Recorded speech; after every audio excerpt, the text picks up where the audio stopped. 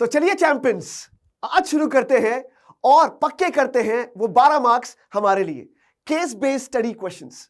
अब यहां से स्कोर करना और ये 12 मार्क्स हासिल करना बहुत आसान है। कैसे करेंगे, कैसे करना चाहिए, इस सब पे बात करेंगे और बहुत सारे एग्जाम्पल्स भी सॉल्व करेंगे ताकि हमारा कॉन्फिडेंस एक हाई लेवल पे चला जाए।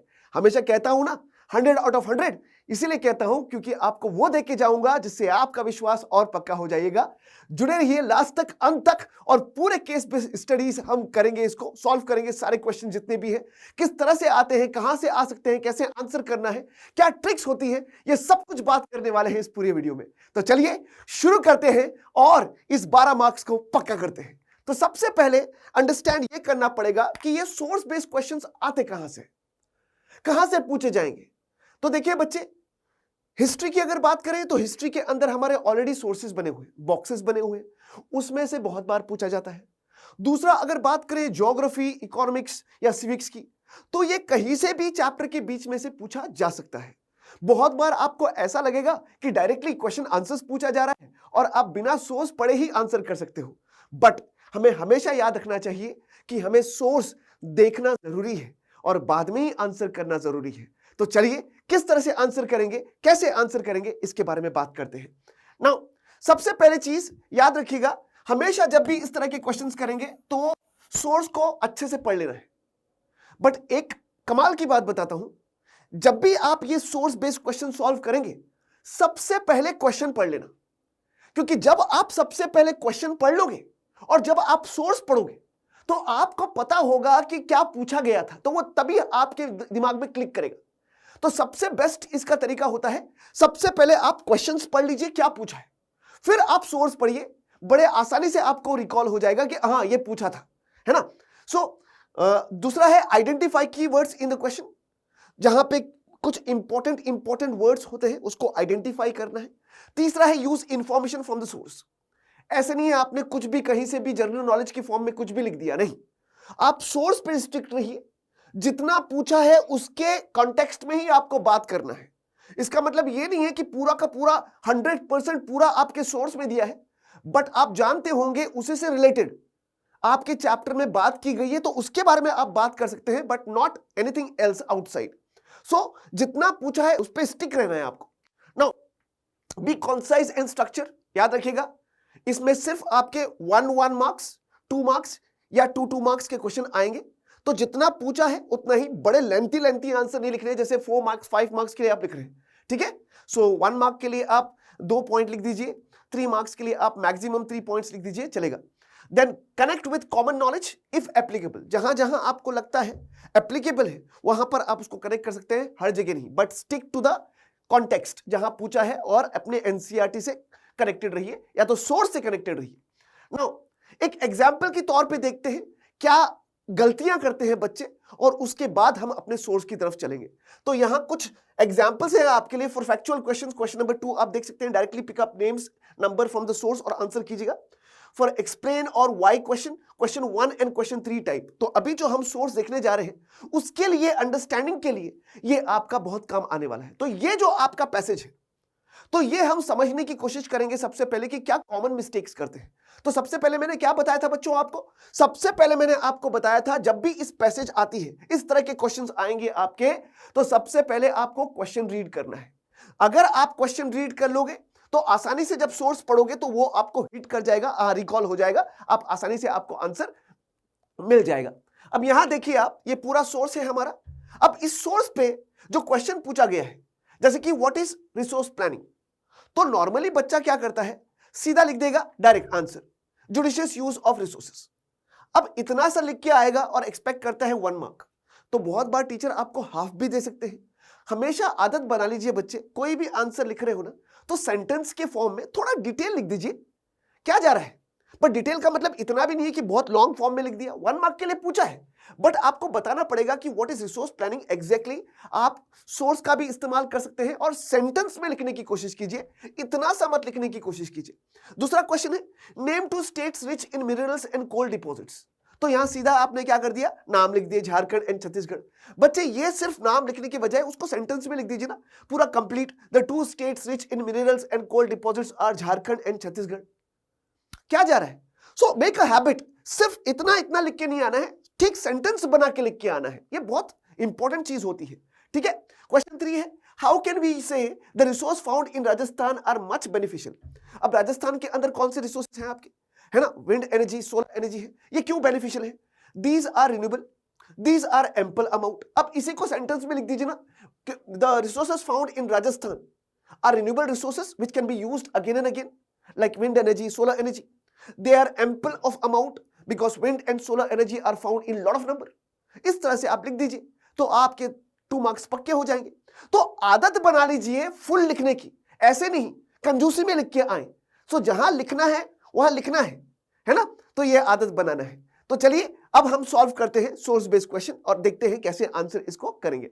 याद रखिएगा, सबसे पहली चीज जो सबसे इंपॉर्टेंट चीज है, कुछ रहे याद या ना रहे, ये याद रखिएगा, जब भी सोर्स आता है तो सबसे पहले आपको क्वेश्चन रीड करने हैं, बाद में सोर्स को रीड करना है। और बहुत बार आपको ऐसा भी लगेगा अरे ये सोर्स, ये तो मैंने ऑलरेडी पढ़ा है, क्योंकि डायरेक्ट बुक से आएगा, तो बहुत बार आप डायरेक्टली भी आंसर दे सकते हैं, ठीक है।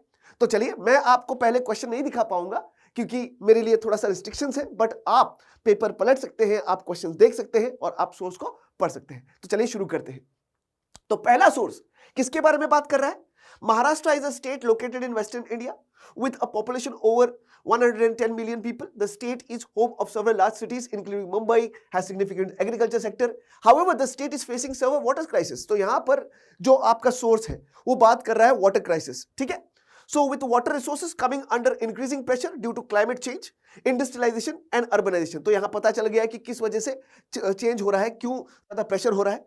The main challenges faced by water resources management in Maharashtra are, क्या challenges फेस कर रहे हैं, और एक्सप्लॉइटेशन ऑफ ग्राउंड वाटर का ज्यादा इस्तेमाल कर रहे हैं यहाँ पर, हद से ज्यादा, जितना रिक्वायर्ड है उससे भी ज्यादा।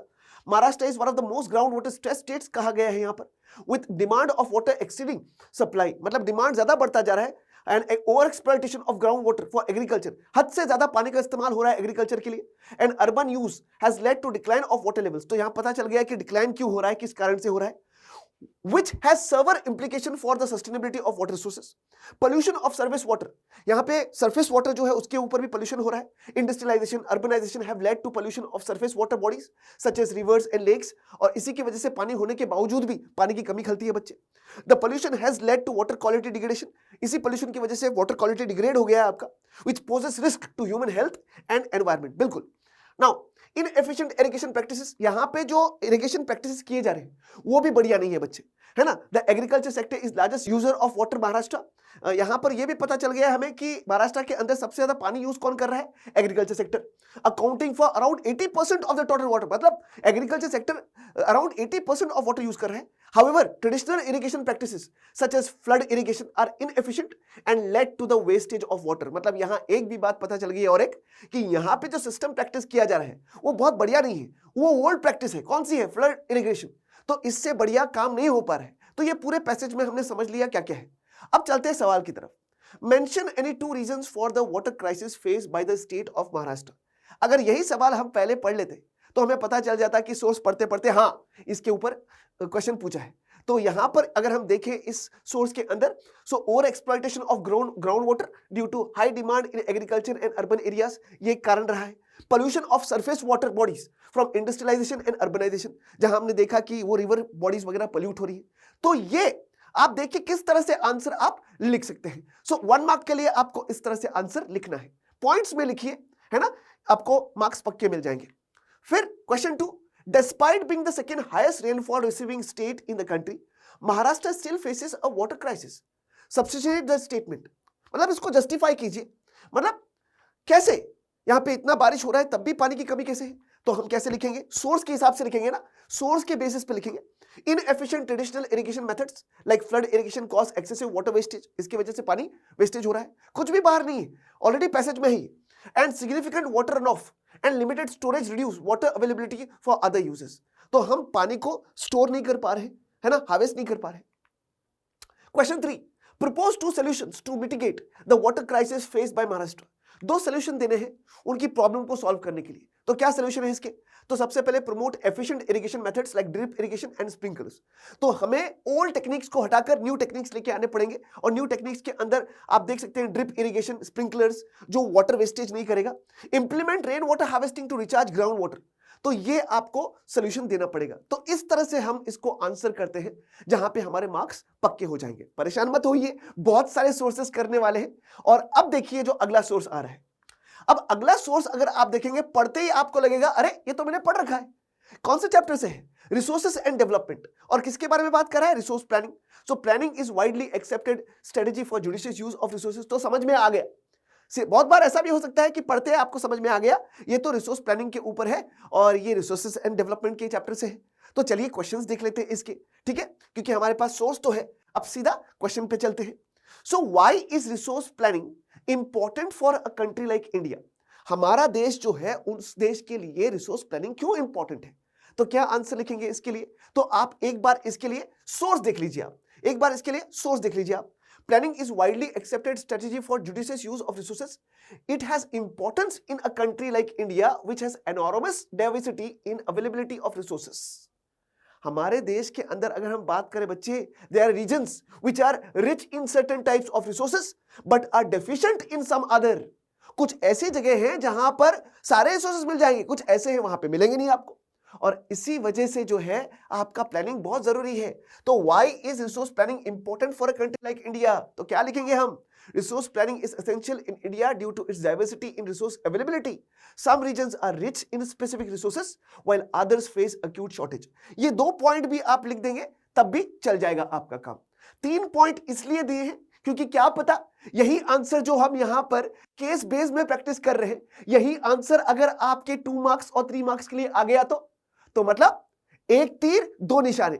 मतलब यहां तो हम केस बेस्ड प्रैक्टिस कर ही रहे हैं, साथ में हम ये भी प्रैक्टिस कर रहे हैं कि यही क्वेश्चन अगर आपका सब्जेक्टिव में आ गया तो 3 मार्क्स, तो इसके लिए भी आपका काम बन गया। मतलब इसको कहते हैं प्रॉपर टाइम मैनेजमेंट बच्चे। चलिए आपका टाइम बिल्कुल भी वेस्ट नहीं होने दूंगा, 100 आउट ऑफ 100 की तरफ बढ़ेंगे हम, ठीक है। और ये पूरे 12 मार्क्स आपके पॉकेट में।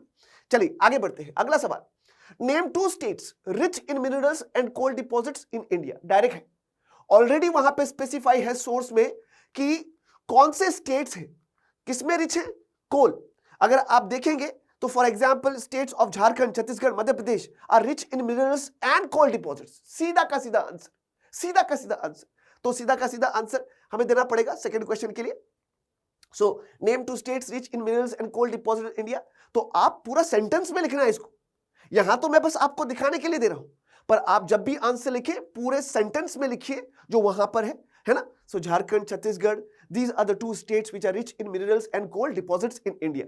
पूरा सेंटेंस में लिखना है, बस पॉइंट्स में लिख के नहीं आना है। यहां पे बस मैं आपको दिखाने के लिए ये पॉइंट्स दिखा रहा हूं, है ना।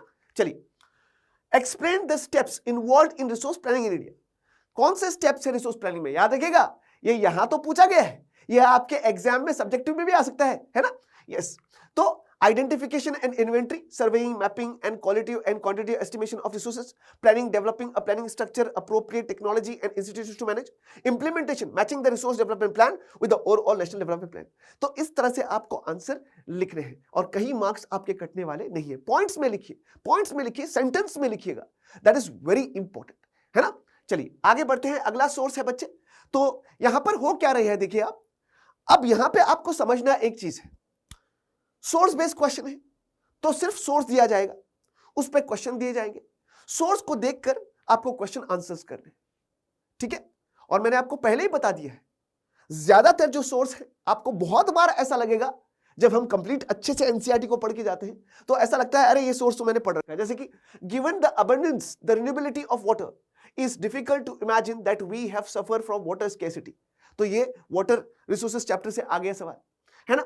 The moment we speak of water shortage, we immediately associate with regions having low rainfall of those that are drought prone। तो चलिए देखते हैं वाटर रिसोर्सेज पे ये आपका सोर्स आ गया है, तो इस पे क्या क्वेश्चन पूछा है। What are the primary causes of water scarcity in India? हमारे देश के अंदर वाटर स्कैर्सिटी का प्राइमरी कॉज क्या है? तो कैसे आंसर लिखेंगे? Over exploitation of water resources, excessive use of water, unequal access to water among different social groups. याद रखिएगा डायरेक्ट क्वेश्चन है, आपके एनसीईआरटी का सोर्स है, तो ये आपके एग्जाम में भी, बोर्ड एग्जाम में भी अगर ये आपके सब्जेक्टिव में भी आ गया, ये तो हम ये मान के चल रहे हैं कि आपका सोर्स बेस्ड है, केस बेस्ड है, पर क्या पता यही क्वेश्चन सेम जो है आपका सब्जेक्टिव में आ जाए। तो 2 तरीके से हम चल रहे हैं, 2 तरीके से चल रहे हैं। तो याद रखिएगा बच्चे, जब भी पढ़ाई कर रहे हो ना, सिर्फ रिजिड नहीं रहना है, ये सोच के बिल्कुल भी नहीं चलना है कि ये केस बेस कर रहा हूं तो केस बेस में आएगा, नहीं, ये केस बेस में भी आ सकता है, ये सब्जेक्टिव 2 मार्क्स के लिए भी आ सकता है, 3 मार्क्स के लिए भी आ सकता है, हर तरीके के लिए तैयार है हम, ठीक है। तो चलिए, तो ये हो गया इसका आंसर बच्चे। So why does the availability of water resources vary over space and time? बहुत ही कमाल का क्वेश्चन है और ऑलरेडी हमारे सोर्स में है, ठीक है। तो कैसे आंसर लिखेंगे इसको? Variation in seasonal and annual precipitation, differences in geographic and climatic condition across regions, और इसी की वजह से जो है availability of water resources vary over space and time. अब जहां बारिश ज्यादा होगी वहां पानी ज्यादा होगा, जहां बारिश कम होगी वहां पानी कम होगा, है या नहीं? So that is what it is asked here. Variation in seasonal and annual precipitation, precipitation in the form of rainfall, snowfall, differences in geographic and climatic condition. आप कहां सिचुएटेड हो इसके ऊपर भी डिफर करता है बच्चे, ठीक है। अब एक चीज और बताऊंगा, आप देखते देखते वीडियो को ये सोच रहे होंगे, सर ये पूरा का पूरा फाइल मुझे कहां मिलेगा? क्या ये मुझे पूरा का पूरा हेडआउट्स मिलेगा? बिल्कुल मिलेगा बच्चे। हमारा एलन क्लास 10th 9th का ऑफिशियल जो आपका टेलीग्राम चैनल है वहां पर आपको ये पूरा का पूरा पीडीएफ मिल जाएगा, तो परेशान बिल्कुल भी मत होना, ठीक है। तो चलिए आगे बढ़ते हैं नाउ। तो यहां देख सकते हैं, याद रखिएगा इतना बड़ा आंसर आपको इसलिए दिया है, why does availability of water resources vary over space and time, ये आंसर आप लिखेंगे, ये आंसर आप लिखेंगे। बट इतना बड़ा ये आंसर इसलिए आपको दिया है क्योंकि मान के चलिए यही आंसर आपका 3 मार्क्स के लिए आ गया, तो कैसे आंसर करेंगे आप? तो आप ये आंसर कर सकते हैं, तो एक तीर दो निशाना, आपके दोनों काम हो जाएंगे, टाइम सेव हो जाएगा आपका, इसलिए वो बड़ा आंसर दिया है डिटेल में। Explain how human activities contribute to water scarcity in India. इंसान के वजह से कैसे वाटर स्कैसिटी हो रही है? वाटर स्कैसिटी का मतलब होता है शॉर्टेज ऑफ वाटर, जो हमारा पैसेज है, ठीक है। तो चलिए देखते हैं क्या वो कारण है। Over extraction, groundwater resources are being overused, especially in agriculture prosperous areas. Urbanization and industrialization increase demand for water due to expanding cities and industries. हालांकि ये 2 पॉइंट ही काफी है। अगर आपने तीसरा लिख दिया कोई बात नहीं, अब ये तीसरा भी लिख दिया कोई बात नहीं, 2 पॉइंट्स आर इनफ। अगर इस तरह से लिखे, तीसरा पॉइंट लिख रहे हैं कोई बात नहीं। बहुत बार क्या होता है कि तीसरा पॉइंट लिखने का एक एडवांटेज भी ये हो जाता है बहुत बार कि मान के चलिए एक पॉइंट अगर गलत हो गया आपका, तो दूसरा पॉइंट अगर सही है तो तब भी आपको मार्क्स मिल जाएंगे, थोड़ा सेफ साइड पे रहते हैं, ठीक है। Read the source given below and answer the question that follow. अगला सोर्स आ गया बच्चे, चलो देखते हैं किस बारे में सोर्स है। When we compare different things they could have similarities as well as differences. Which aspect do we use to compare them? Let us look at student in class itself. How do we compare different students? They differ in their height, health, talents, and interest. The healthiest students may not be the friendliest one. The most intelligent student may not be the friendliest one. So how do we compare students? The criterion we may use, criterion मतलब the तरीका, depends on the purpose of comparison. कि क्या वो तरीका है, किस वजह से आप उसको compare कर रहे हैं. So we use different criterion to choose a sports team, a debate team, a music team, or a team to organize a picnic. Still, if for some purpose we have to choose the criterion for all-round progress of the children in the class, shall we do it? Okay, that is, देखते हैं. So usually we take one or more important characteristics of person and compare them based on these characteristics. Of course, there can be differences about what are important characteristics that would form the basis of comparison. Friendliness and spirit of cooperation, creativity or marks secured. चलिए देखते हैं इसके ऊपर क्या question पूछा गया है source के ऊपर। Why is income considered an important attribute for comparing countries? अब देखिए सोर्स वो दिया है, सवाल क्या पूछा है, यहां उससे रिलेटेड सवाल पूछा गया, कॉम्पिटेंसी बेस है। So why is income considered an important attribute for comparing countries? So income क्यों इंपॉर्टेंट है? Income indicates the economic well-being of country. It helps determine the average earning capacity of people and reflects their standards of living. तो बहुत बार हम क्या सोचते हैं, exactly जो paragraph में दिया होगा, एग्जैक्टली जो सोर्स में दिया होगा, वही का वही पूरा का पूरा आंसर हमें मिल जाएगा। अगर इस तरह से जाएंगे तो बहुत बार हम गलती कर सकते हैं। जरूरी नहीं है ऐसा हमेशा हो, कभी कभार ऐसा भी हो सकता है कि उससे ही रिलेटेड आपका सोर्स दिया है, पर उसके कंपैरिजन में आपको आंसर देना है आपकी नॉलेज यूज करके, ठीक है। तो इस तरह से आप इसका आंसर लिखेंगे। Then how is per capita income calculated for a country? Per capita income को एवरेज इनकम भी हम कहते हैं। तो कैसे कैलकुलेट किया जाता है? पर capita income is calculated by dividing the total national income by the total population of the country. बहुत इंपॉर्टेंट है, ठीक है, 1 मार्क का क्वेश्चन है। फिर why is comparing total income not sufficient for comparing countries? मतलब क्या कहा गया है? Why is comparing total income is not sufficient for comparing countries. तो क्या लिखेंगे हम? तो total income does not account for population size. For instance, a country with large income but a very high population might have a lower average income per person. It does not reflect the distribution of income or standards of living which are crucial for understanding the overall development of the country. तो इस तरह से आपको ये answer लिखना पड़ेगा। तो देखिए आप सोर्स कैसे दिया और उस पे ही बेस्ड अलग सवाल पूछ लिए जो उससे ही कॉन्टेक्स्ट है, उसके रिलेशन में है। So this is how some question can be asked. आप परेशान बिल्कुल भी मत होना, हमेशा आपके साथ है, जो बेस्ट है आपके लिए वो देख के जाएंगे ताकि आपका कॉन्फिडेंस जो है आगे बढ़ सके, ठीक है। और ये पूरा का पूरा हैंडआउट आपको मिल जाएगा बच्चे, परेशान बिल्कुल भी नहीं होना है। और आप इसको हमारे ऑफिशियल टेलीग्राम चैनल पे जाके डाउनलोड कर सकते हैं। इसको कहां पर? क्लास 10th 9th, हमारा 9th and 10th official Telegram channel है, वहां पे आपको ये पूरा का पूरा हैंडआउट मिल जाएगा और डिस्क्रिप्शन बॉक्स में भी आपको इसका लिंक मिल जाएगा।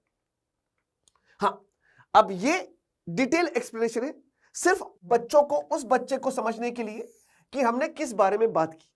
मतलब बहुत सारे बच्चे होते हैं जो ये अंडरस्टैंड करने की कोशिश करते हैं कि विद एन एग्जाम्पल क्या हम इसको एक्सप्लेन कर सकते हैं। हाँ, ये बस आपके अंडरस्टैंडिंग के लिए है, एग्जाम में लिखने के लिए नहीं है, ये सिर्फ आपके समझने के लिए है, ठीक है। हाँ, read the source given below and answer the question that follow. तो चलिए अगला सोर्स देखते हैं, मॉडर्न फॉर्म्स ऑफ मनी। अरे बाप रे, ये तो सीधा का सीधा पढ़ते, देखो पहला सेंटेंस पढ़ते ही आपको लगेगा अरे ये तो मनी एंड क्रेडिट का है, ये मुझे आता है। बट मुझे आता है नहीं करना है, सबसे पहले सवाल पढ़ो आप। सवाल डायरेक्टली एनसीईआरटी से रिलेटेड है, डायरेक्ट आंसर लिखिए आप। नहीं आ रहा है, सोर्स को देखिए, आंसर लिखिए आप, ठीक है। बट याद रखिएगा ज्यादा ओवर कॉन्फिडेंस नहीं होना है, हम सब बहुत अच्छे हैं, बट कभी कभार क्या होता है, एक बार देख लेना थोड़ा सा सेफ साइड पे होता है बच्चे, ठीक है। So modern forms of money include currency, paper notes and coins, unlike the things that we are used in earlier times. ठीक है, तो चलो देखते हैं, सवाल देखते हैं। सोर्स तो समझ में आ गया, मॉडर्न फॉर्म ऑफ करेंसी की बात कर रहे हैं, ओल्ड फॉर्म्स ऑफ करेंसी की बात कर रहे हैं। ये भी इसमें बात होगी कि क्यों आज का मॉडर्न फॉर्म्स ऑफ उसके बिना वैल्यू के एक्सेप्ट किया जाता है, because it is authorised by the government. और ये भी कहा गया है यहाँ पर, है ना, सोर्स पढ़ा नहीं मैंने, पर हमें पता है कि सोर्स में क्या क्या है ना, क्योंकि चैप्टर पढ़ा हुआ है, राइट। जैसे कि हम जानते हैं गोल्ड का अपना वैल्यू है, पहले ग्रेन्स को इस्तेमाल किया जाता था, कैटल को इस्तेमाल किया जाता था, ठीक है। चलो इसके बारे में देखते हैं, है ना। सो आज की तारीख में हम करेंसी नोट्स को क्यों इस्तेमाल कर रहे हैं? Because it is authorised by the government, है ना। और हमारे देश के अंदर लॉ लीगलाइज करता है कि कोई डिनाई नहीं कर सकता, करेंसी आपको एक्सेप्ट करना ही पड़ेगा, ठीक है।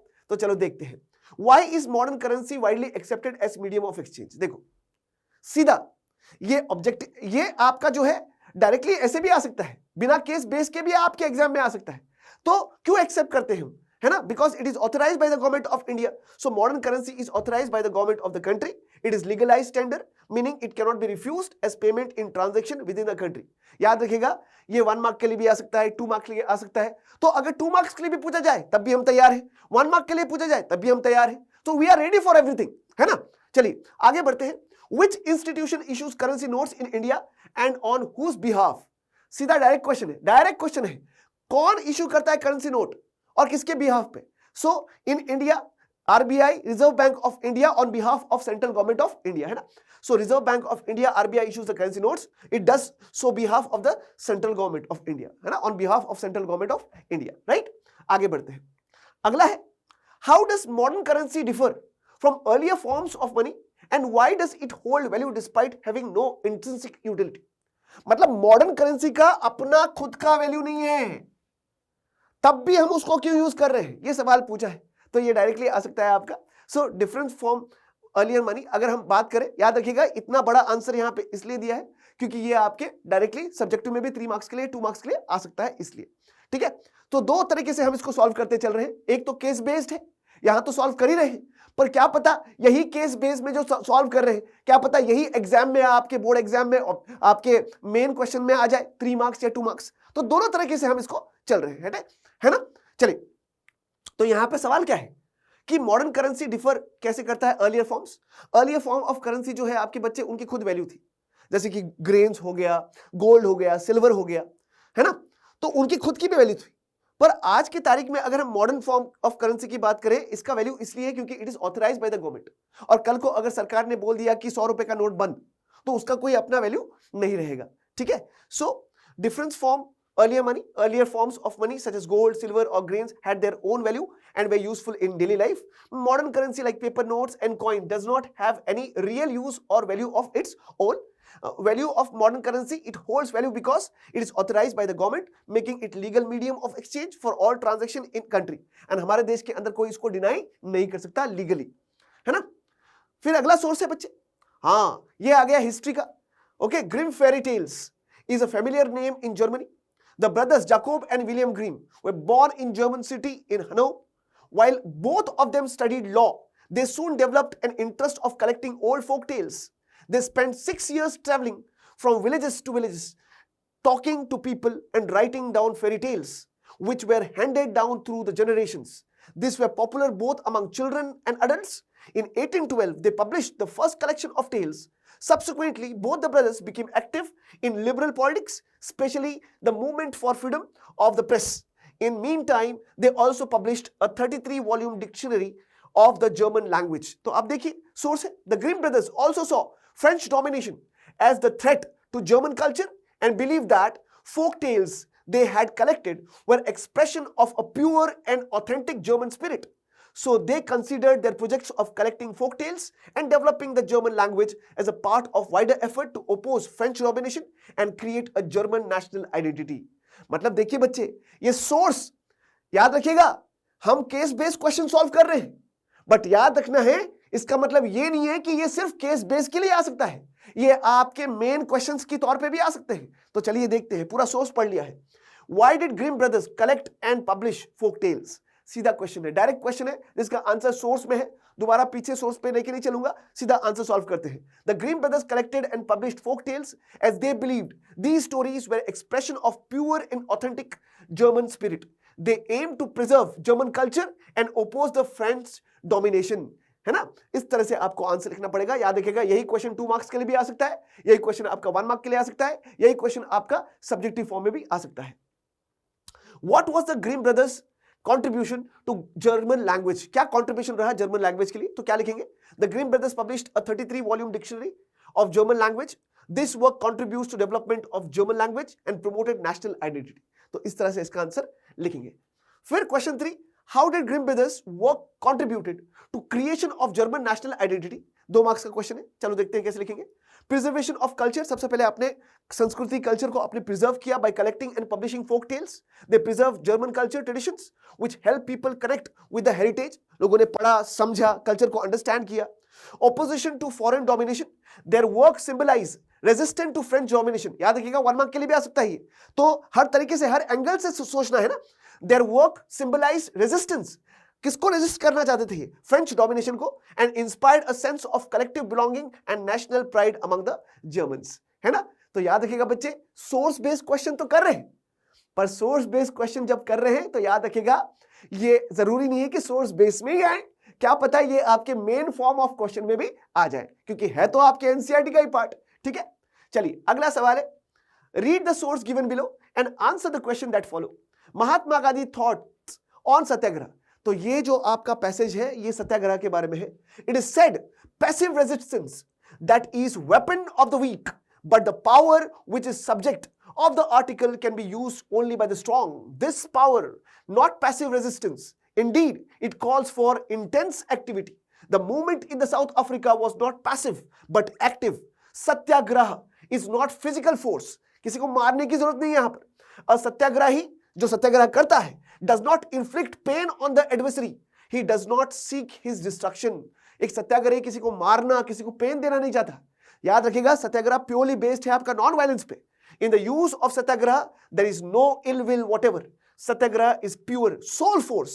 Truth is very substance of the soul. That is why this force is called satyagraha. सत्य बोलना, सत्य पे टिके रहना, चाहे आपको कोई भी परेशान करे, आप सत्य बोलो, सत्य पे टिके रहो आप, है ना। Stick to the truth. So that is why this force is called satyagraha, the soul of informed with knowledge. ठीक है। So it burns the flame of love, non violence is the supreme dharma, है ना, in certain that India cannot revive Britain और Europe in force of arms, the British worship the war god and they call all them become as they are becoming barriers of arms. मतलब एक तरफ उन्होंने बात की है कि कैसे कोई आर्म्स एमिनेशन के साथ डिस्ट्रक्शन करके अपने आप की वाहवाही लूट रहा है। The hundreds and millions in India can never carry arms, they have made the religion of non violence their own.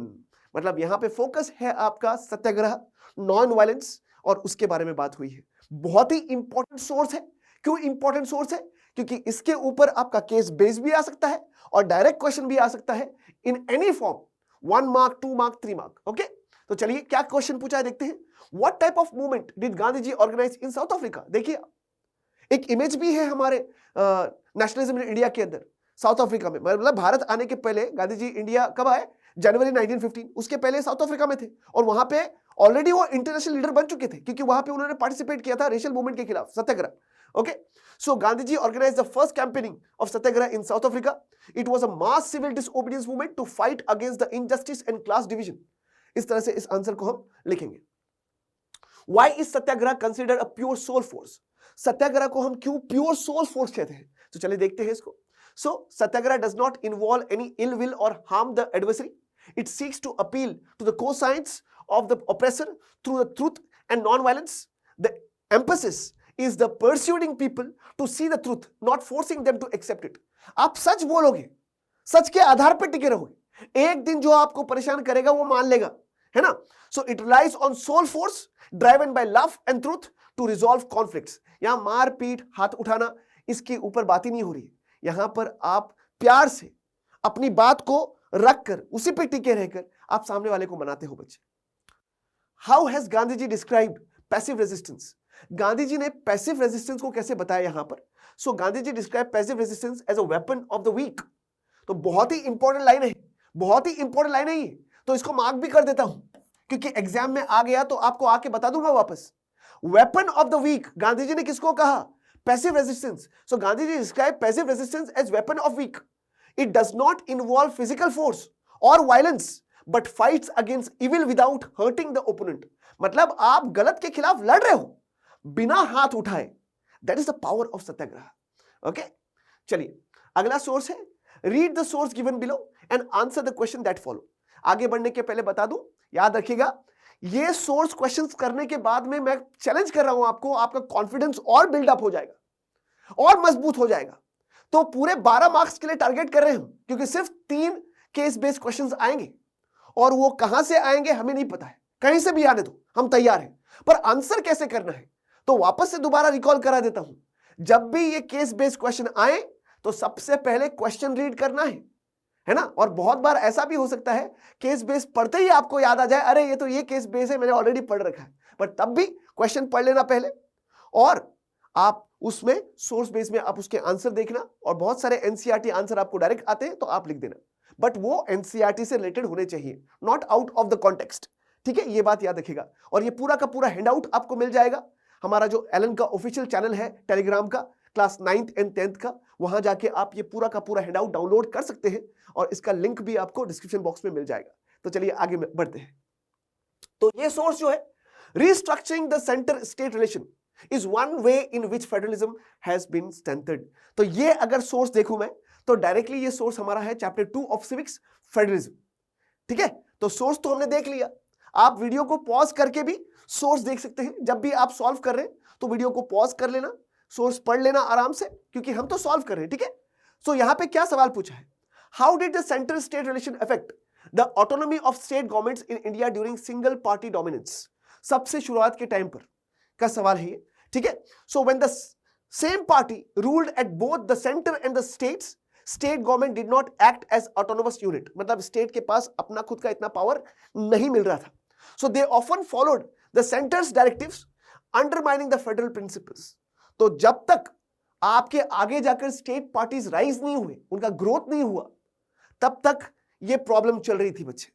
ठीक है, why did central government misuse the constitution to dismiss the state governments. ऐसा क्यों किया उन्होंने, चलो देखते हैं। The central government dismissed the state governments when rival parties were in power at the state level। मतलब उनके अगेंस्ट जो पार्टी है अगर वो पावर में आ जाती इस टाइम पर तो उनको आप ठीक से चलने नहीं देते, rival party. This was done to undermine the power of the states and assert dominance over them, ताकि आप उन पे हावी हो सको और उनको ठीक से चलने ना दे सको। ये अच्छा नहीं है किसी भी डेमोक्रेसी के लिए।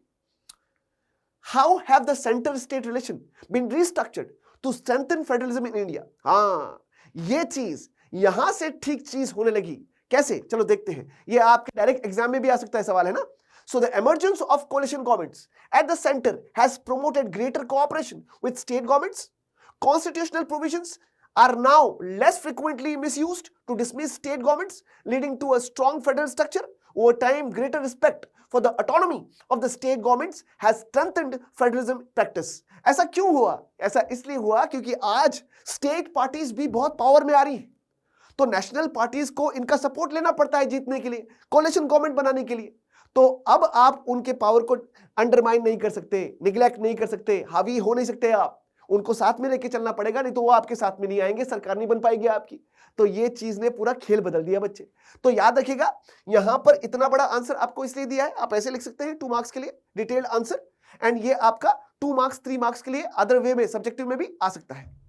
आगे बढ़ते हैं, अगला सोर्स है आपका, read the source given below and answer the question that follows. Partly due to their efforts and partly due to other socio-economic changes, caste and caste system in modern India have undergone great changes. Again, civics का chapter है, chapter आपका okay gender religion caste chapter से है ये, ठीक है। तो आप पॉज करके सोर्स पढ़ सकते हैं बच्चे, है ना। मैं आपको एक्सप्लेन करने के लिए आगे बढ़ता हूं। तो हालांकि इतना बड़ा आपका सोर्स नहीं आएगा, इतना बड़ा तो सोर्स नहीं आएगा, और आ भी सकता है, क्या जा रहा है, आने दो, छोटा आए बड़ा आए, बट हमारा मेन कंसर्न है कि किस तरह के क्वेश्चन उस पे पुट अप किए जाएंगे और कैसे उसको आंसर करना है। और एक बात हमेशा याद रखना है, सोर्स बेस्ड क्वेश्चन जब सॉल्व कर रहे हैं तो ये सोच के बिल्कुल भी नहीं चलना है कि ये सिर्फ और सिर्फ सोर्स बेस्ड के ही पूछे जाएंगे। क्या पता इनमें से ही बहुत सारे सवाल जो है आपके क्वेश्चंस जो है आपके डायरेक्टली 2 मार्क्स 3 मार्क्स के लिए आ जाए तो आपके डबल बेनिफिट हो गए, है ना। यस, तो यहां देखिए क्या सवाल पूछा है, What are the reasons behind breaking down the old notions of the caste hierarchy? आज के तारीख में जो है आपकी कास्ट हायरार्की जो है ब्रेक डाउन हो रही है। क्यों हो रही है, चलो देखते हैं। So the reasons are economic development, large scale urbanization, growth of literacy and education. इसकी वजह से सोच विचारधारा इंसान की मानसिकता बदल रही है। Occupational mobility, पहले इंसान फॉर एग्जाम्पल मान के चलिए मैं झाड़ू करता था, सफाई करता था, तो मेरा बच्चा भी सफाई करेगा, उसका बच्चा भी सफाई करेगा। पर आज ऑक्यूपेशनल मोबिलिटी, जब हम शहर की तरफ जा रहे हैं, पढ़े लिखे बन रहे हैं, तो शायद मैं झाड़ू पोछा कर रहा था पर मेरा बच्चा नहीं कर रहा है, मेरा बच्चा डॉक्टर बन गया, तो ऑक्यूपेशनल मोबिलिटी हो रही है। And weakening of the position of the landlords in the village. तो इस तरह से आंसर आप लिख सकते हैं, भले ये 1 मार्क के लिए आए 2 मार्क के लिए आए, इतना सफिशिएंट है आपका। 2 पॉइंट्स में आप लिख दीजिए इसको, बहुत इंपॉर्टेंट है। Mention the changes undergone in caste and caste system in modern India. Okay, क्या undergone हुआ है changes? So the changes that have been undergone in caste and caste system in modern India, caste hierarchy has been removed with economic development, large scale urbanization, growth of literacy and education. The Constitution of India prohibits any caste based discrimination and laid the foundation of policies to reserve the injustice of the caste system. तो इस तरह से आप इसको लिख सकते हैं। याद रखिएगा, ये 2 मार्क्स के लिए आ सकता है, ये 1 मार्क के लिए भी आ सकता है, ये आपके सब्जेक्टिव में भी आ सकता है 3 मार्क्स का। फिर क्वेश्चन 3 है, What are the older aspects of caste still persisting in India? अब सोर्स के अंदर यह भी बात की गई है कि इंडिया के अंदर जो पुरानी विचारधारा है आज भी चल रही है, कौन सी है वो, तो चलो देखते हैं कौन सी है। The following older aspects of caste are still persisting in India. जैसे कि even now most people marry within their own caste or tribe.